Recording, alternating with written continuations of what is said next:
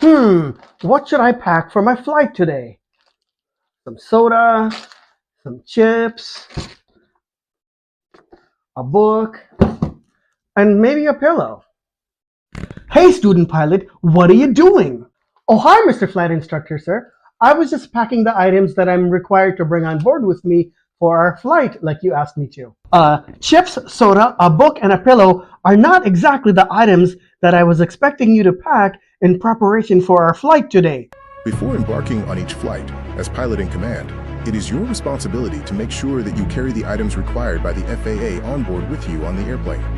In addition to those items that are required, there are some optional items that are recommended as well. And then there are even items that you should not plan to bring on the airplane with you at all. There are 4 items that are required to be on board the aircraft during every flight. They are the airworthiness certificate, the aircraft registration, the operating handbook, and the weight and balance information. Now, there is an easy way to remember this information. As you can see, the first letters of each word spell out the word arrow. Hi, Mr. Flight Instructor, sir. I drew a picture of an arrow. Can I bring it on the airplane with me? The airworthiness certificate, as the name implies, is what certifies that the aircraft is legally airworthy and approved for flight, according to the criteria as set forth by the FAA. It must be on board the aircraft and must be visible to passengers. If the airworthiness certificate is missing or expired, the airplane is not legal to fly. The aircraft's registration certificate provides proof that the airplane is legally registered with the FAA. It must be present on board the aircraft, and it must be valid and unexpired. Otherwise, the aircraft is not legal to fly, in the same way that a car is not legal to drive without a valid registration either. Evidence of the aircraft's operating limitations must also be included on board the aircraft. This includes the pilot's operating handbook, plus all required placards and any and all supplemental information concerning the operative and inoperative equipment on board the aircraft. Failure to include this information on board the aircraft renders the airplane illegal to fly. Weight and balance data ensures the aircraft is operated within safe limits with respect to its maximum capacity as well as its center of gravity. You don't need a new calculation every flight, but the approved data must always be available on board. There are 3 items that every pilot must bring on board with them during every flight. The first one is either your valid pilot certificate or, if you're a student pilot, an endorsement from your flight instructor in your logbook. The second item is a valid government-issued photo ID, such as a driver's license or a U.S. passport. And the third item is either a valid medical certificate or proof of basic med. Just as your airplane isn't legal to fly without certain very specific documents on board, you as a pilot aren't legal to fly unless you bring these 3 previously mentioned items on board as well. All right, we're part of the way through the list. I just wanted to take a brief moment to invite you to hit the like button if you're finding the content of this video to be helpful. And be sure to hit the subscribe button as we will be producing more content for aspiring aviation enthusiasts like you. Now, in addition to the items that are legally required by the FAA, there are a number of items that are highly recommended. Let's take a look. All pilots are recommended to carry a flight bag on board with them. This contains all of the essential items that you plan to bring with you on each flight. All right, let's open up my flight bag and see what's inside. Here we have my headset. Now, there are many different makes and models of headsets with varying degrees of features and capabilities. This is a very basic one that is recommended for most beginners. Another essential item to carry on board with you on the aircraft is a clipboard. The clipboard can be any size or shape that's comfortable for you. It can also come in the form of a knee board, which is essentially a clipboard that happens to have Velcro straps attached to it that can be wrapped around your knee to keep the clipboard stationary during flight. And on this clipboard, you can of course keep items such as a checklist or your flight planning notes or any other information that you think would be relevant for your flight.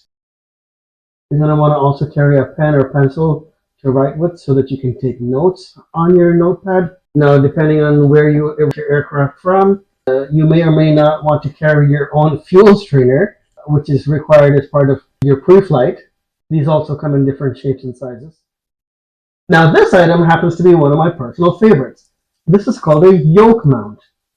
As opposed to a knee board that you attach to your knee and you're constantly having to look down at it, the yoke mount allows you to keep a clipboard or a phone or a tablet at eye level, or closer to eye level rather, by mounting it to your yoke.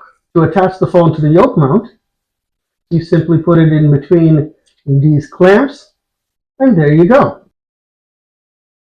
Now, speaking of knee boards and yoke mounts, in this day and age, electronic flight bags, or simply put, aviation apps, are becoming more mainstream. As you can see here, my personal preference is to use Garmin Pilot.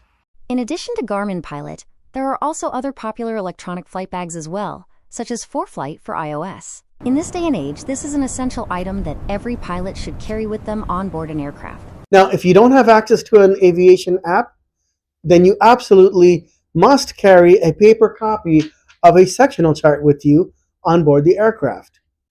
Now, even if you do have an aviation app, it would behoove you to keep a paper copy with you as a backup just in case something happens to the app, like your battery dies or something like that. Paper sectional charts are freely available to download from the FAA website and print out on your own. Or you can purchase them from the FAA as well. Sectional charts are valid for 56 days. Now, if you find any of these items to be useful and you would like to bring them with you on your next flight, be sure to check out the links in the description below this video where you can purchase these items online for yourself. While these items are not legally required for flight necessarily, these are commonly accepted essentials that many pilots practically can't do without. What you choose to bring on board with you should help you make your cockpit management more efficient, comfortable, and effective for your individual needs as pilot in command. Now, in addition to the items that are required by the FAA and the items that are essential for you to bring on board with you on the aircraft, there are also a number of items you may want to consider bringing with you in case of emergency, depending on the circumstances of your flight. If you are bringing a phone or a tablet with you, then it may be a good idea to bring a portable battery with you to keep it charged.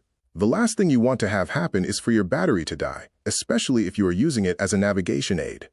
A bottle of water can help you stay cool and hydrated in the cockpit, especially in stressful situations, or if you are flying on a hot summer day. Flying at night? Then you're going to want to bring a flashlight with you. A white flashlight is useful for pre-flight inspections or in case you need to look around the cockpit. But a red light would be more appropriate if you are using it to read a sectional chart or for reading or writing notes on a clipboard. A blanket might come in handy in case you are feeling cold in the cockpit. Or, in case of emergency, it can come in handy if you need to make an unexpected landing and need to keep warm. A hat might seem trivial, but it might be just the right thing you need if you need to keep warm or if you need to protect yourself from the sun. And a pair of sunglasses may also come in handy here too. Sunscreen can also come in handy if you find yourself constantly exposed to the sun while flying. UV rays are more intense at higher altitude, so this might be something to consider on your next flight. Going on a long cross-country flight? Then it may be wise to bring some healthy snacks with you on board the flight. You need to keep your energy levels at their peak, so be sure to choose items that can help keep you satiated, satisfied, and alert. Does this mean I can bring my chips and soda on board the plane with me? Yes, student pilot, you may. Now, there are a number of things that you should absolutely not bring with you on a flight. Unsecured items have no place in the cockpit. Anything loose can shift during flight and interfere with the aircraft's controls. Even worse, a heavy or bulky item that shifts its position within the cockpit mid-flight can change the aircraft's center of gravity substantially. That can lead to unexpected pitch or bank changes, reduced controllability, and in extreme cases, a stall that is difficult to recover from. That being the case, always be sure to make sure your airplane falls within proper weight and balance limits, and that you secure everything before you take off. Oh, hi, Mr. Flight Instructor, sir. Does this mean I can bring this ball with me on the airplane? Hey, student pilot, absolutely not. Not unless you plan to keep the ball in the baggage compartment rather than in the cockpit with you. As far as whatever else you shouldn't bring on the aircraft, this also includes passengers who might potentially pose safety hazards to the flight. According to the Federal Aviation Regulations Part 91.3, the pilot in command is directly responsible for and is the final authority as to the operation of the aircraft. That being the case, according to Federal Aviation Regulations Part 91.11, no person may assault, threaten, intimidate, or interfere with a crew member in the performance of the crew member's duties aboard an aircraft being operated. In other words, if you as the pilot in command believe that a specific passenger's conduct could potentially interfere with the safe operation of the flight, then you have the authority to refuse the passenger from boarding the aircraft. Now, before we wrap up, there's one more thing that you should never bring on board the airplane with you. It's not something that fits in your flight bag. It's called a hazardous flight attitude. You can bring all the documents, charts, and flight gear that you want on board the airplane. But if you bring a hazardous flight attitude with you, that is the one thing that can seriously jeopardize the safety of your flight. So, what are hazardous flight attitudes? I break them down for you in the blog post that is linked in the description below this video. And I've also got a video coming up where we discuss this as well.